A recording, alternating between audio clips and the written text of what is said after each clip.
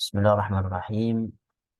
Alhamdulillah, alhamdulillahi ala isanih, wa syukru lahu ala taufiqihi wa amtinanih.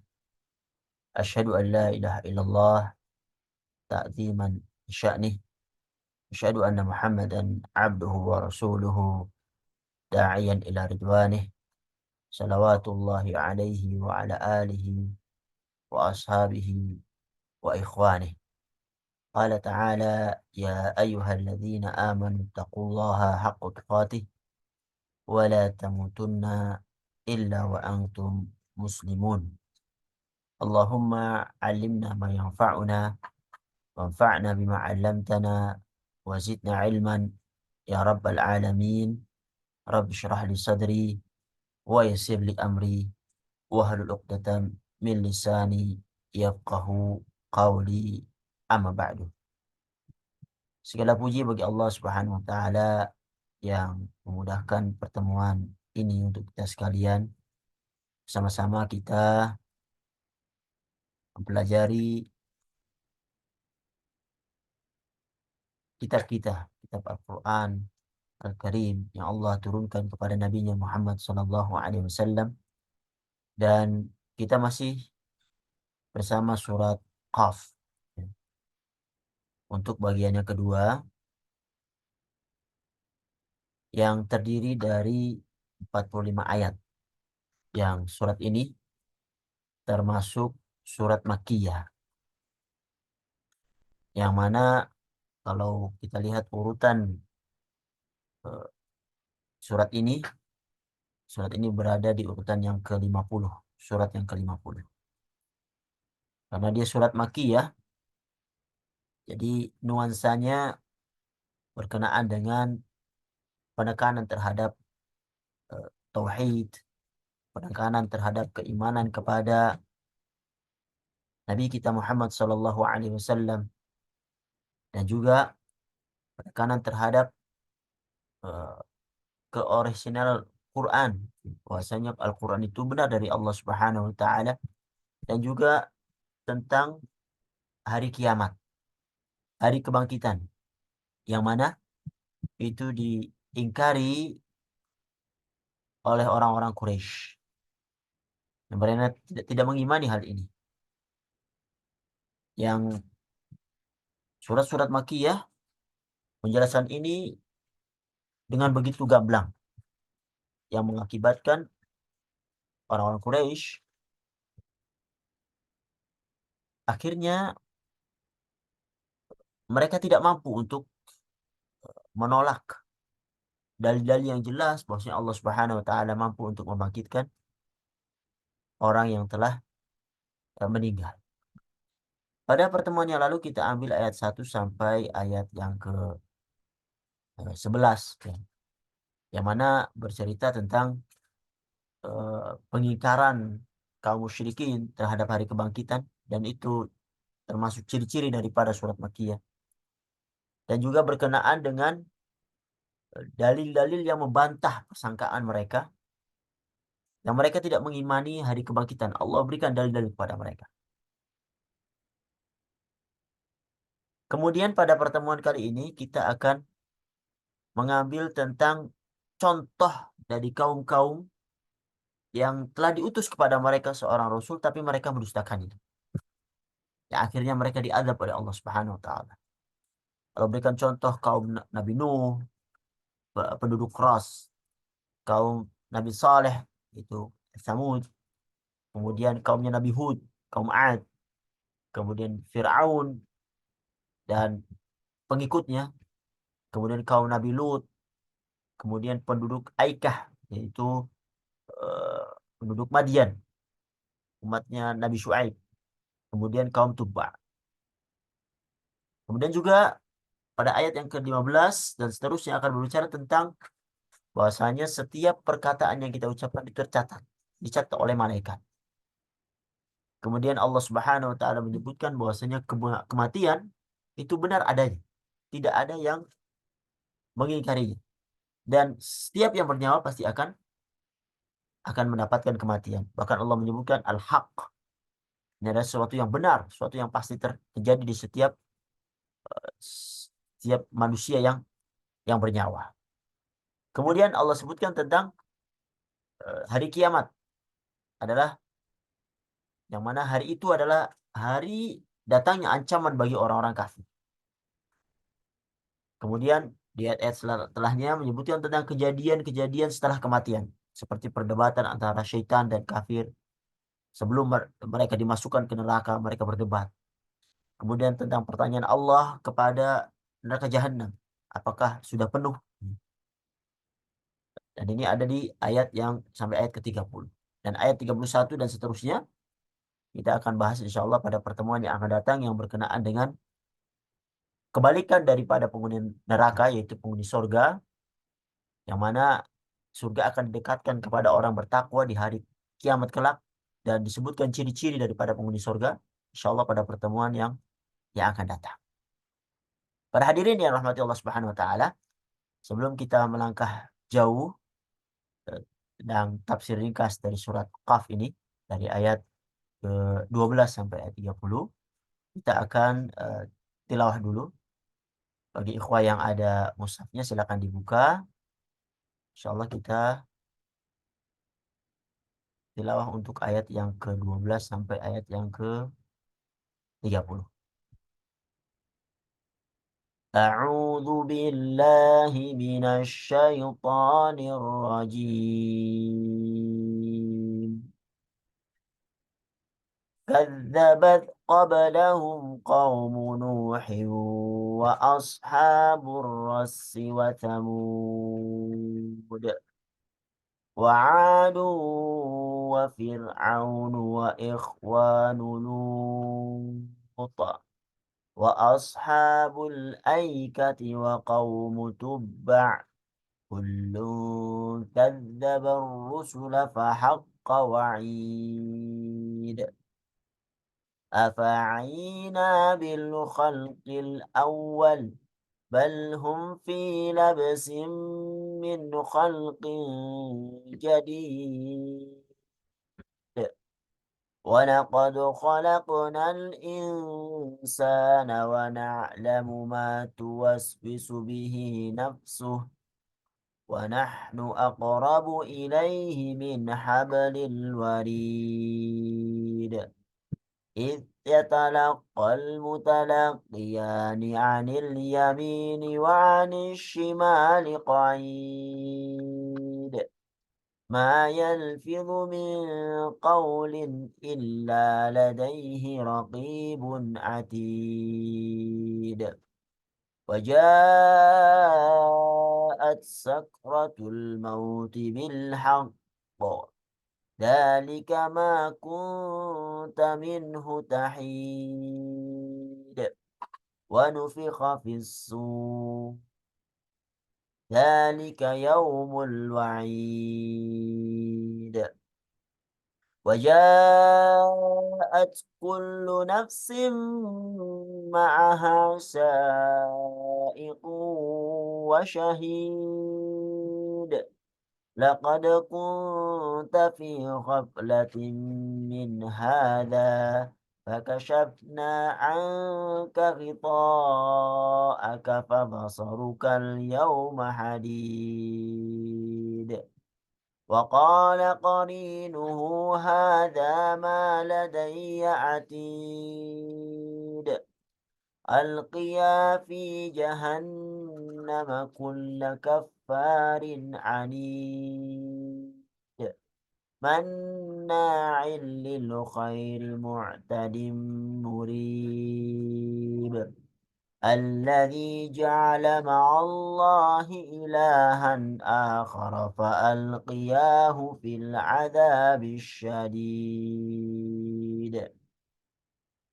قال قرينه ربنا ما أطغيته ولكن كان في ضلال بعيد قال لا تختصموا لدي وقد قدمت إليكم بالوعيد ma yubaddalul qawlu ladayya wa ma ana bidhallamin lil abid.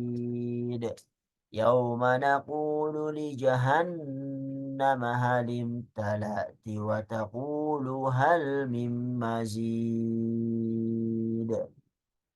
Para hadirin yang dirahmati oleh Allah Subhanahu wa taala, di ayat yang ke-12, 13, 14, Allah Subhanahu wa taala akan menyebutkan contoh-contoh kaum yang telah diutus kepada mereka rasul, namun mereka mendustakannya.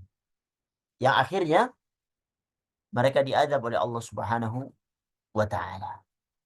Allah sebutkan di ayat yang ke-12, kadzabat qablahum qaum Nuh. Sebelum mereka telah mendustakan pula kaum Nuh. Wa ashabur rassi wa thamud. Dan penduduk Ras dan Thamud.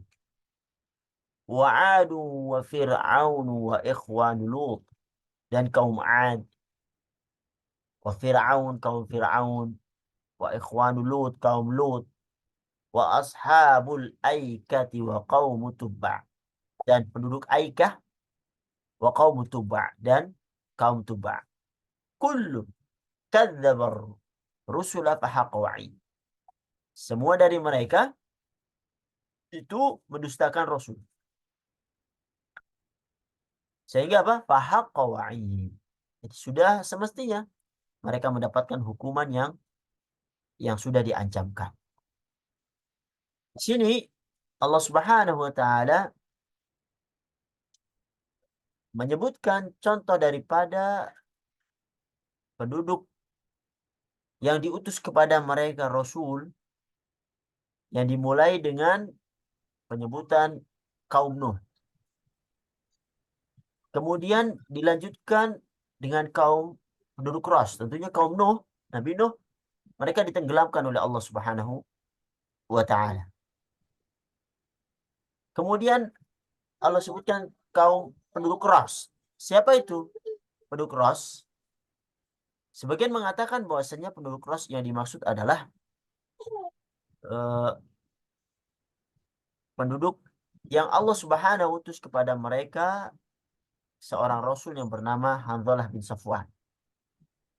Yang disebutkan bahwasanya yang kemudian eh, dia itu dibunuh oleh kaumnya, yaitu dengan cara dilempar ke dalam sumur. Tetapi tidak ada kabar yang sahih yang membenarkan perkara hal ini. Yang intinya adalah mereka adalah sebuah kaum yang diutus kepada mereka seorang rasul, namun mereka mendustakannya. Kemudian Allah sebutkan tentang kaum Thamud, yakni kaumnya Nabi Saleh. Kemudian kaum Ad. Kaum Ad ini penduduknya atau kaumnya Nabi Hud alaihissalam. Kemudian Fir'aun. Kemudian Nabi Lut yang diutus kepada kaumnya, kemudian mereka mendustakannya sehingga Allah Subhanahu wa taala azab. Kemudian Allah sebutkan juga yang dihancurkan oleh Allah yaitu penduduk Al-Aikah. Siapa nih Aikah? Al-Aikah adalah dikenal dengan penduduk Madian, yaitu umatnya Nabi Syuaib alaihissalam. Dan Aikah adalah penyebutan terhadap berhala yang mereka sembah. Dan yang terakhir, kaum yang dihancurkan adalah kaum Tuba. Ada yang mengatakan bahwasanya mereka adalah kabilah Himyar yang diutus kepada mereka Rasul. Ada yang menyebutkan nama Rasul itu adalah namanya Tuba.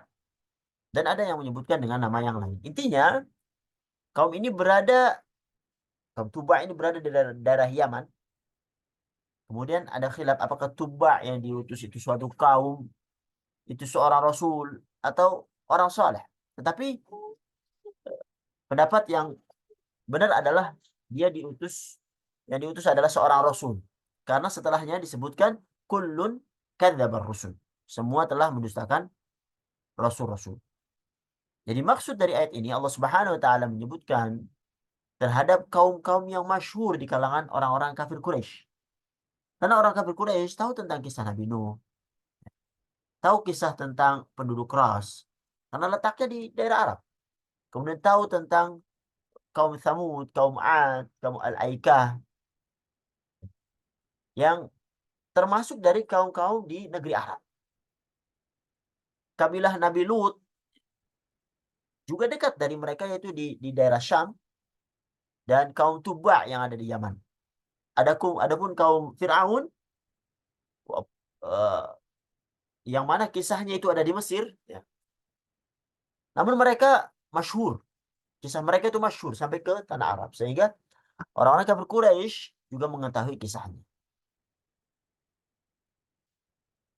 Para hadirin rahmati Allah Subhanahu wa taala, sebenarnya ada kaum-kaum yang lain yang Allah Subhanahu wa taala telah binasakan karena mendustakan rasul-rasul. Tapi Allah cukupkan di sini dengan kaum-kaum eh, yang telah dikenal oleh orang-orang kafir Quraisy. Maka dalam ayat ini seakan-akan Allah Subhanahu wa taala berkata kepada mereka, wahai orang-orang Quraisy, wahai orang kafir Quraisy, sebelum kalian itu telah ada loh kaum-kaum yang mendustakan para nabi dan rasul.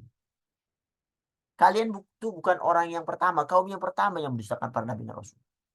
Dan apa yang terjadi? Seluruh kaum-kaum tersebut telah tertimpa ancaman yang aku ancaman kepada mereka. Maka apa? Maka jika kalian tidak beriman kepada Nabi Muhammad SAW, maka kalian akan mengalami seperti yang dialami oleh kaum-kaum yang sebelum kalian. Dan ini ancaman dari Allah Subhanahu wa taala. Itu yang pertama. Yang kedua, ayat ini juga sebagai hiburan bagi beliau Shallallahu alaihi wasallam yang ternyata bukan hanya beliau yang didustakan oleh kaumnya. Tetapi apa? Tapi ternyata telah ada nabi-nabi terdahulu yang didustakan oleh kaumnya. Dan yang selanjutnya, bahwasanya ayat ini merupakan peringatan dan ancaman bagi orang-orang kafir Quraisy. Agar apa? Agar mereka itu berhenti dari mendustakan Nabi Muhammad Sallallahu Alaihi Wasallam. Kemudian Allah Subhanahu Wa Taala lanjutkan di ayat yang ke-15, Afa'ina bil khalqil awal. Maka apakah kami letih dengan penciptaan yang pertama? Bal hum fi labsin min khalqin jadid. Sebenarnya mereka dalam keraguan-raguan tentang penciptaan yang baru. Pada ayat ini Allah Subhanahu wa taala membantah orang-orang kafir Quraisy yang mana mereka itu mengingkari hari kebangkitan. Dengan apa? Dengan menyebutkan penciptaan awal. Jadi orang-orang kafir Quraisy itu mengakui adanya Allah Subhanahu wa taala sebagai pencipta. Mereka mengakui Allah Subhanahu wa taala yang menguasai alam semesta ini. Maka Allah Subhanahu wa taala membantah mereka dengan mengingatkan bahwa jika Allah mampu menciptakan yang awal, maka apa? Maka untuk mengulangi penciptaan tersebut tentunya seharusnya lebih mudah. Lebih mudah bagi Allah Subhanahu wa taala.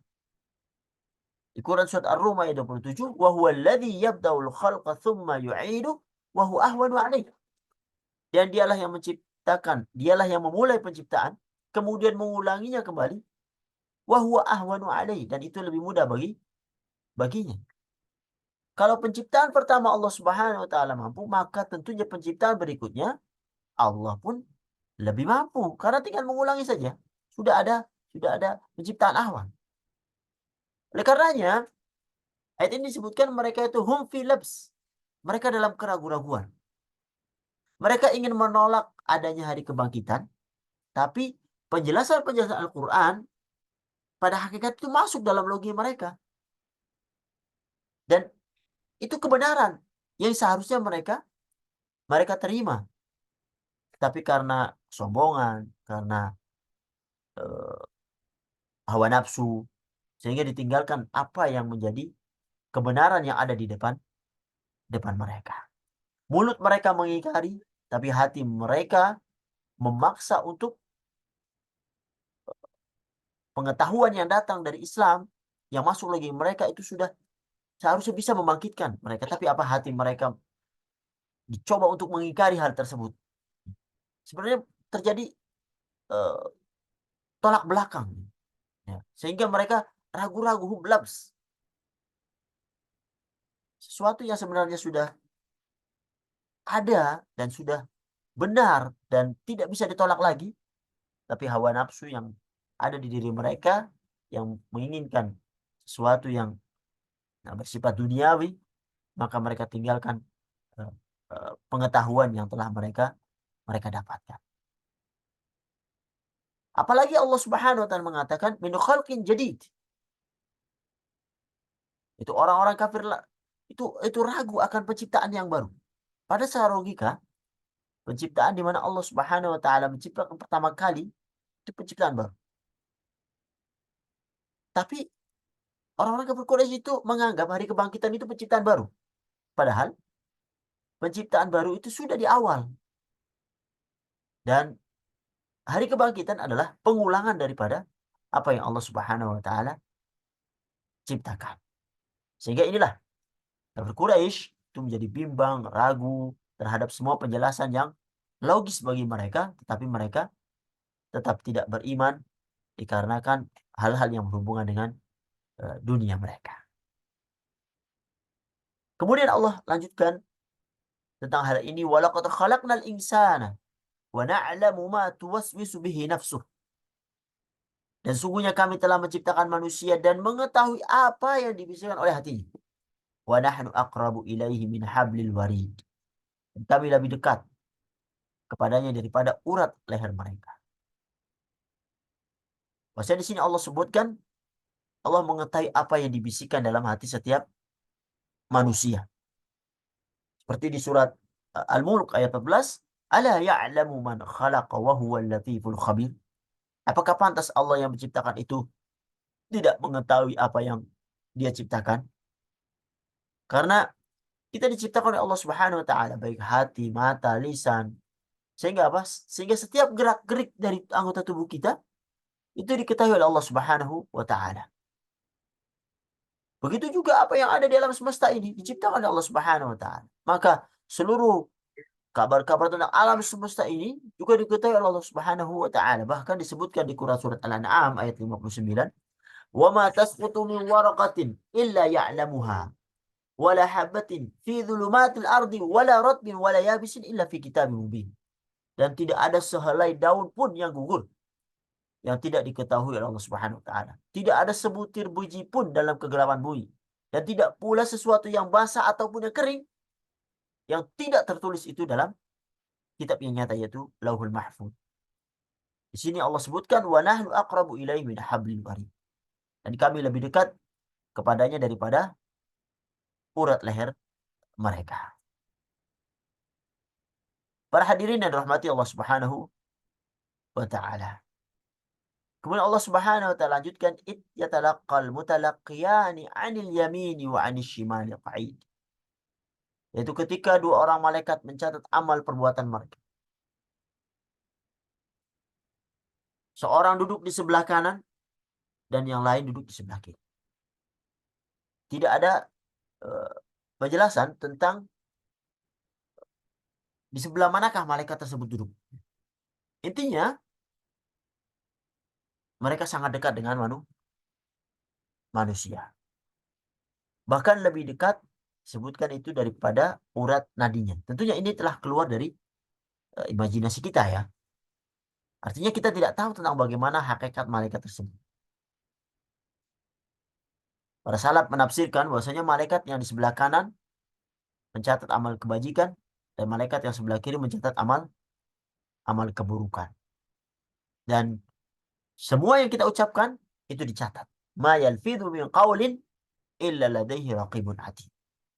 Tiada suatu ucapan pun yang diucapkan melainkan ada di dekatnya malaikat pengawas yang selalu hadir. Disebutkan bahwasanya penyebutan raqib dan atid ya. Disebutkan bahwasanya ini bukan nama dari malaikat. Melainkan apa? Melainkan sifat dari kedua malaikat tersebut. Raqib artinya mengawasi dan atid artinya itu selalu hadir. Artinya kemanapun seorang pergi, maka kedua malaikat terus selalu hadir, selalu mencatat, selalu mengawasi. Kalau kita perhatikan ya secara seksama dalam ayat ini, secara logika seharusnya perbuatanlah ya, yang lebih utama untuk dicatat oleh para malaikat daripada apa? Daripada perkataan. Tapi apa? Di ayat ini Allah Subhanahu wa taala eh, menyebutkan perkataan. Sebagian ulama mengatakan atau menyebutkan alasan-alasan di antaranya bahwasanya perkataanlah yang banyak menyebabkan seorang itu masuk ke dalam neraka. Dan perkataan yang keluar dari lisan itu memberikan pengaruh yang luar biasa, bahkan terkadang pengaruhnya itu lebih besar dari yang ditimbulkan daripada perbuatan atau tindakan. Contohnya misalnya seorang mengambil tindakan untuk membunuh satu orang. Tapi di sisi lain, mungkin ada seorang yang dengan perkataannya, dia bisa membuat banyak orang tergerak untuk membunuh banyak orang. Jadi perkataan ini pengaruhnya lebih besar. Oleh karenanya di sebuah hadis disebutkan, "Wa hal yakubbun nas fin nari ala wujuhim aw ala manakhirihim illa hasaidu alsinatihim." Bukankah manusia itu disungkurkan ke dalam neraka di atas muka atau hidung mereka, melainkan karena hasil ucapan lisan mereka? Ya, sungguh banyak sekali dampak buruk yang bisa ditimbulkan dari lisan. Betapa banyak orang yang berbuat kesyirikan dengan perkataan, kufur, menyebarkan subhat dengan perkataan, dan masuk di dalamnya dengan tulisan. Jadi perkataan ini bisa menjerumuskan seorang ke dalam neraka jahanam apabila yang dikeluarkan adalah hal yang Allah Subhanahu wa taala tidak ridhai. Ma yalfidhu min qaul. Tidaklah ada suatu kata yang diucapkan. Di sini ada faedah lughawiyah, huruf ma di sini itu bentuk nafi.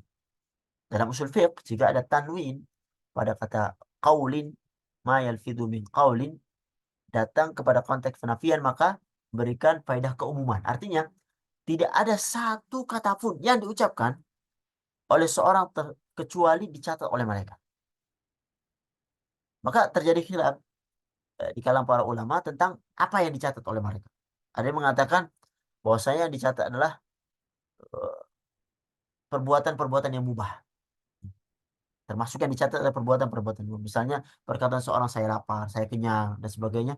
Yang mana perbuatan ini mubah, tidak mengandung dosa dan tidak mendapatkan pahala jika diucapkan. Pendapat yang lain mengatakan bahwasanya yang dicatat hanyalah perkataan yang mendatangkan pahala dan atau dosa. Maka selama perkataan tersebut mubah, maka tidak akan dicatat oleh malaikat. Wallahu a'lam bishawab. Intinya adalah baik perkataan itu mubah tercatat atau tidak, maka tetap di akhir kelak yang akan ditampakkan dan berdampak adalah perkataan yang mendatangkan dosa dan pahala. Jadi intinya kita harus berhati-hati di dalam berucap karena setiap perkataan kita akan dihisab oleh Allah Subhanahu wa taala. Dan termasuk di dalamnya adalah menulis. Ya. Menulis mewakili daripada perkataan. Cukup banyak orang yang berhati-hati dalam berucap, namun dia tidak berhati-hati dalam menulis, sehingga apa terpublikasi. Ya. Tulisan-tulisannya itu diunggah, dilihat banyak orang. Jadi berusahalah kita di dalam menulis kata-kata, tulislah dengan tulisan yang mendatangkan pahala. Karena tulisan itu seperti orang yang mengatakan apa yang terucap dari dirinya. Karena apa? Karena akan dihisab oleh Allah Subhanahu wa taala, bisa mengangkat derajat kita di akhirat apabila perkataan atau tulisan itu eh, tulisan yang membuka atau mendapatkan dari Allah Subhanahu wa taala, bisa juga menjadikan seorang itu masuk ke dalam neraka. Termasuk dari tulisan komentar, status yang dituliskan di medsos, dan dan dan banyak lagi. Sebagian ulama berdalil dengan ayat ini bahwasanya ayat ini itu menguatkan bantahan Allah Subhanahu wa taala terhadap orang-orang kafir Quraisy bahwa hari kebangkitan itu benar adanya.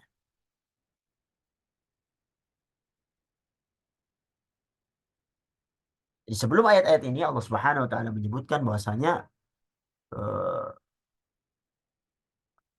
bagian tubuh ya, tentang bagaimana bagian tubuh manusia yang hilang dimakan bumi ya. Padahal itu adalah benda yang terwujud. Namun Allah Subhanahu wa taala tahu kemana perginya benda tersebut dan berubah menjadi apa pada pertemuan yang lalu kita sebutkan ini. Allah mampu untuk mengembalikannya. Kalau Allah Subhanahu wa taala mampu untuk mengembalikannya, memperlihatkannya pada setiap orang kelak pada hari kiamat tentang perkataan yang tidak berwujud dan hilang tak berbekas, maka tentu sangat mudah bagi Allah Subhanahu wa taala untuk mengembalikan jasad mereka yang dahulunya benda yang jelas dan berwujud. Jadi ayat ini maupun ayat yang sebelumnya juga menekankan akan kemampuan Allah Subhanahu wa taala untuk eh, mengembalikan mereka, membangkitkan mereka agar mereka mendapatkan apa yang mereka perbuat daripada kebaikan ataupun keburukan di muka bumi. Kemudian paragraf selanjutnya berbicara tentang kematian yang mana Allah sebutkan di sini adalah hak, benar-benar terjadi kepada setiap orang yang bernyawa. Waja'at sakratul maut bil haq, dzalika ma kunta minhu tahid. Dan datanglah sakaratul maut dengan sebenar-benarnya, itulah yang kamu selalu lari darinya.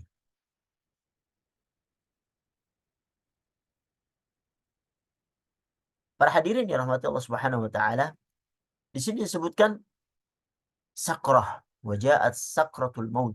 Sekarat, sakaratul maut adalah kondisi di mana seseorang itu berada tatkala nyawanya akan diambil.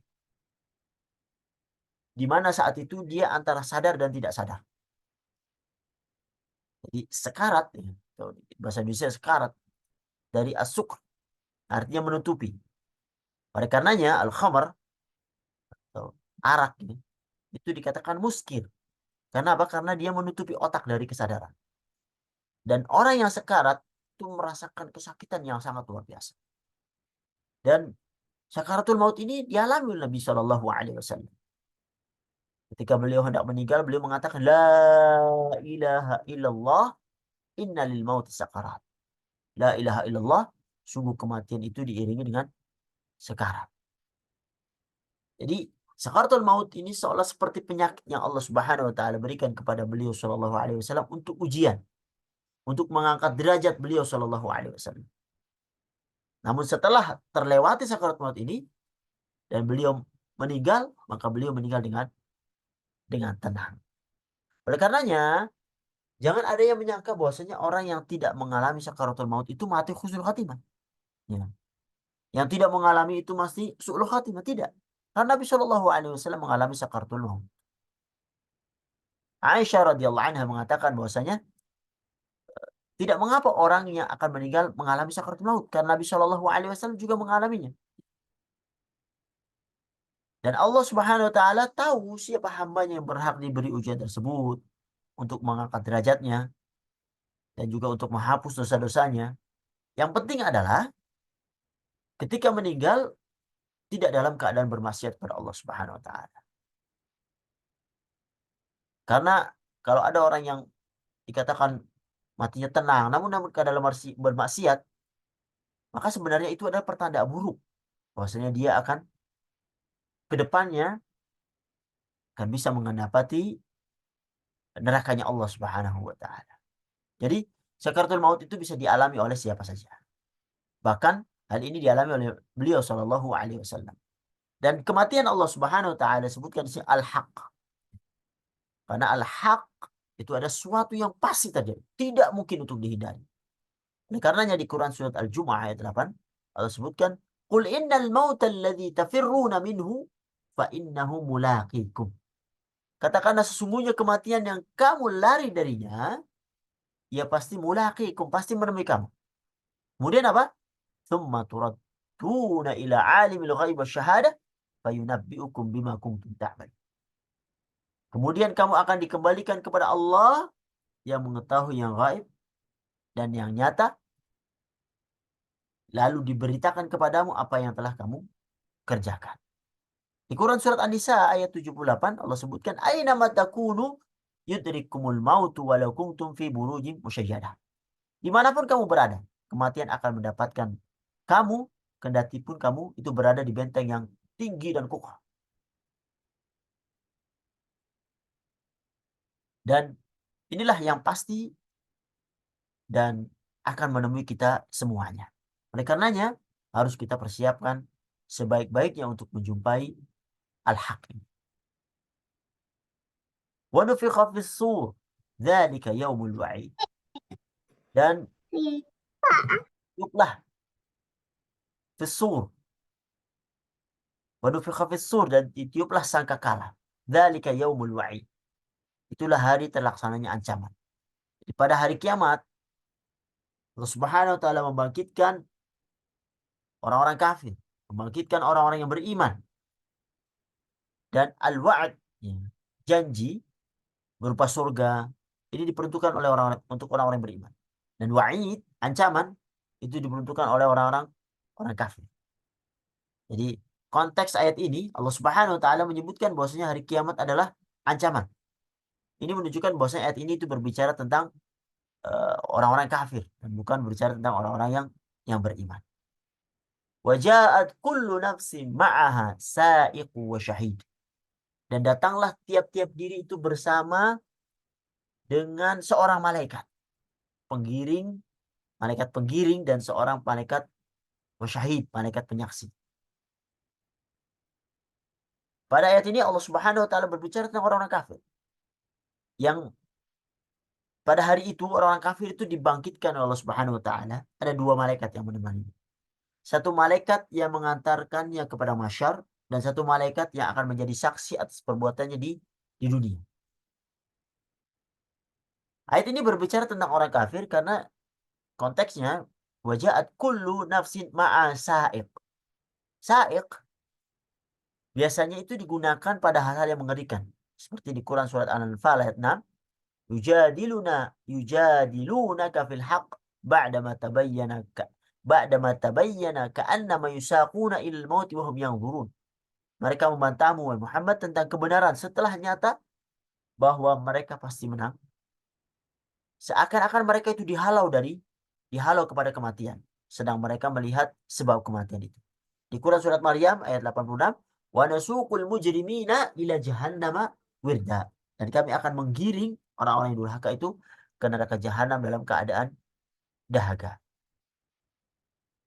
Kemudian Allah lanjutkan, laqad kunta fi ghaflatin min hadha fakashafna 'anka ghita'aka fabasaruka al-yawma al-hadid.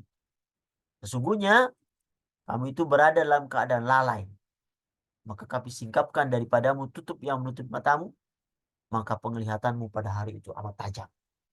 Ayat ini menguatkan bahwasanya Allah Subhanahu wa taala berbicara tentang kepada orang-orang kafir. Ya. Orang-orang yang lalai daripada hari kebangkitan. Yang mendustakan hari kebangkitan. Yang selalu inginnya bersenang-senang di dunia ini. Allah sebutkan innahu kana fi ahli masrura. Dulu di dunia itu mereka bergembira di kalangan keluarganya yang sama-sama kafir. Innahu dhanna an la yahur. Sungguh dia itu mengira bahwasanya itu dia tidak akan kembali kepada Allah Subhanahu wa taala. Quran surat Al-Insyiqaq ayat 13 sampai 14. Maka ketika mereka lalai menutup mata dari akan hari kebangkitan itu, dan ternyata hari itu benar-benar nyata terjadi. Yang dulu mereka dustakan. Saat itu mereka melihatnya dengan sebenar-benarnya. Bahkan Allah sebutkan di mata mereka itu menjadi tajam. Tajam maksudnya adalah mereka diberi kemampuan untuk melihat banyak hal. Mereka melihat malaikat, mereka melihat jin. Mereka melihat bagaimana orang-orang disiksa di padang mahsyar. Dia bisa melihat amalannya itu ditimbang. Dan penglihatannya itu untuk membuat dirinya semakin menderita.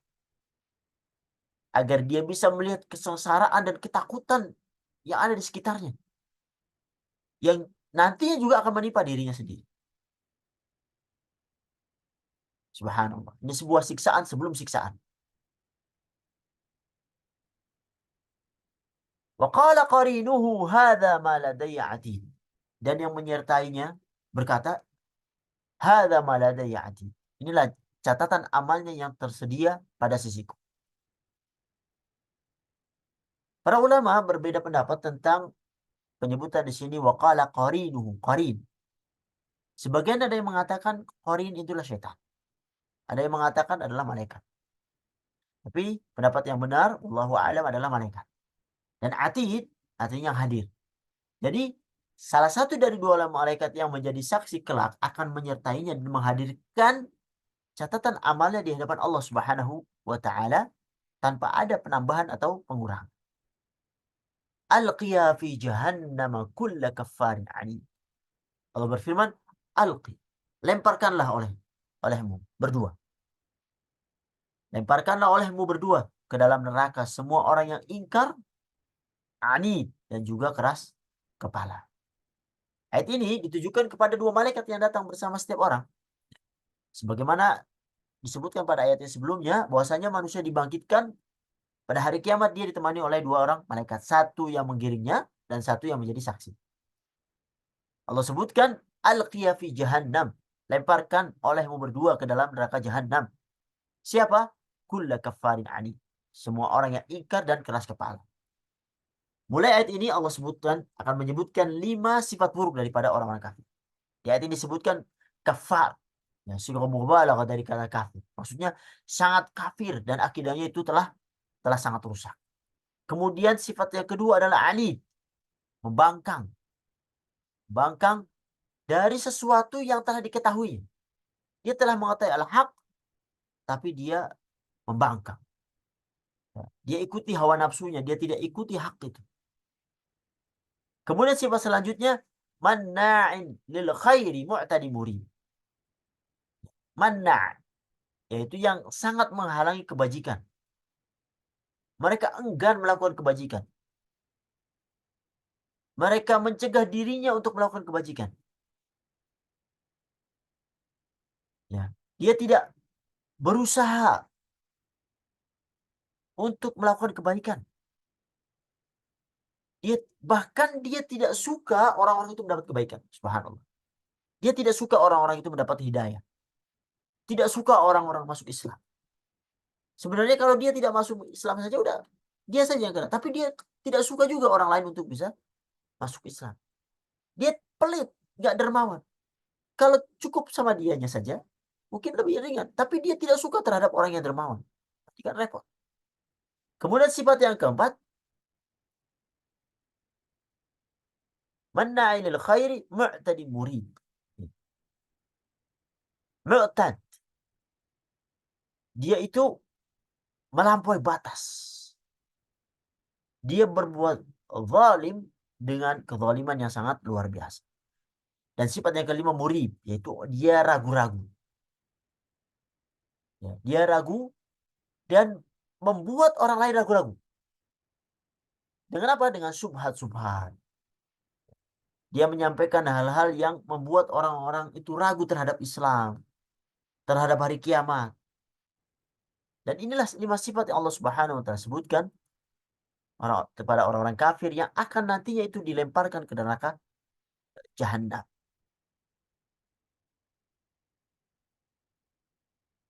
Kemudian Allah lanjutkan, alladzi ja'ala ma'allah ilahan akhar. Yang menyembah sembahan yang lain beserta Allah. Itu berlaku syirik. Fa'alqiyahu fil adzab syadid. Maka lemparkanlah dia ke dalam siksaan yang sangat syadid, yang sangat keras. Jadi 5 sifat yang disebutkan tadi itu dirangkum dalam penggalan ayat ini, yaitu mereka adalah orang musyrik. Jadi setelah Allah menyebutkan tentang kesyirikan mereka, maka Allah kembali ulangi perintahnya agar orang-orang yang memiliki sifat-sifat yang disebutkan tadi itu untuk dilemparkan ke dalam neraka. Ini menunjukkan betapa buruknya kesyirikan. Karena apa? Karena syirik Di sini itu disebut terakhir oleh Allah Subhanahu wa taala sebagai seolah sebagai kesimpulan daripada lima sifat yang tadi itu. Kemudian juga Allah Subhanahu wa taala mengulangi perintahnya. Padahal perintah tersebut telah Allah sebutkan di awal. Dia menyebutkan tentang buruknya kesyirikan. Kemudian Allah menggunakan kata ganti di sini fa'alqiyahu yang merujuk kepada orang-orang yang syirik. Dan yang keempat, di awal perintah Allah Subhanahu wa taala memerintahkan untuk dimasukkan ke dalam neraka. Di akhir Allah merinci mereka bahwa neraka itu merupakan azab yang sangat pedih. Ini menunjukkan betapa buruknya kesyirikan dan mudah-mudahan Allah Subhanahu wa taala menghindarkan kita dari kesyirikan.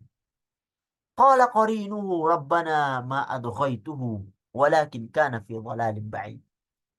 Yang menyertai dia itu berkata, "Ya Tuhan kami, aku tidak menyesatkannya, tapi dialah yang berada dalam kesesatan yang jauh." Jadi setelah orang-orang kafir itu hendak dilemparkan ke dalam neraka, maka terjadi perdebatan di hadapan Allah Subhanahu wa taala. Qala qarinuhu rabbana ma adghaituhu.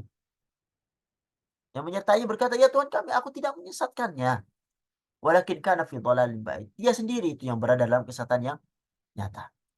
Jadi syaitan berkata demikian sebagai bantahan terhadap orang-orang kafir yang mereka itu menyampaikan hujah di depan Allah Subhanahu wa taala bahwasanya mereka itu mengikuti syaitan. Sehingga apa? Sehingga mereka tersesatkan. Di sini Allah tidak menyebutkan hujah mereka ya. Tapi perkataan syaitan ini memberi pemahaman bahwasanya orang-orang kafir itu menyampaikan hujah sebelum dilemparkan ke dalam neraka. Allah Subhanahu wa taala di Quran surat Ibrahim ayat 22 menyebutkan tentang khutbah setan. Setan mengatakan, "Waqala syaitanu lamma qudiyal amr." Dan setan berkata ketika perkara hisab telah diselesaikan, "Innallahu wa'adakum wa'dal haqqi wa wa'adtukum fa akhlaftukum wa ma kana li 'alaikum min sultanin illa an da'awtukum fastajabtum li. Fala talumuni wa lumu anfusakum ma ana bimusrikhikum wa ma antum bimusrikhi inni kafartu bima asyraktumuni min qabl inna zalimina lahum adzabun alim." Dan syaitan berkata ketika perkara hisab telah diselesaikan, dia mengatakan sesungguhnya Allah telah menjanjikan kepada kalian itu janji yang benar. Dan aku pun telah menjanji kepadamu tetapi aku menyalahinya. Tidak ada kekuasaan bagiku terhadapmu. Melainkan sekedar aku itu hanya menyeru kamu, tapi kamu itu mematuhi seruanku. Oleh sebab itu, janganlah kamu mencerca aku, tapi cercalah diri kalian sendiri. Aku tidak dapat menolongmu, dan kamu pun tidak dapat menolongku. Sesungguhnya, aku tidak membenarkan perbuatanmu dalam bersekutukan Allah Subhanahu wa taala sejak dahulu. Sungguh orang yang zalim akan mendapatkan sisa yang pedih. Jadi berlepas diri setan daripada pengikutnya. Siapa yang menang dalam perdebatan ini? Perdebatan dengan Allah Subhanahu wa taala, Allah tidak peduli. Ya. Siapapun yang harus terima hujahnya. Karena Allah sebutkan pada ayat yang setelahnya, "Qala la takhtasimu ladayya wa qad qaddamtu ilaikum bil wa'id." Jangan kamu bertengkar di hadapan. Dan sungguh dahulu itu aku telah memberikan ancaman kepada kalian, ma yubaddalul qawlu ladayya wa ma ana bidhallamin lil 'abid. Putusanku tidak dapat diubah dan aku tidak menjalani hambaku. Sini Allah sebutkan, qala la takhtasimu ladayya wa qad qaddamtu ilaikum bil wa'id. Jangan kamu bertengkar di hadapan. Padahal sungguhnya aku dahulu itu telah memberikan ancaman kepadamu. Dan ma yubaddalul qawlu ladayya wa ma ana bidhallamin lil 'abid. Keputusan di sisiku itu tidak dapat dirubah dan sekali-kali tidaklah Allah Subhanahu wa taala menganiaya hamba-hamba. Jadi perdebatan antara syaitan dan orang kafir adalah sesuatu yang sia-sia, tidak bermanfaat bagi mereka.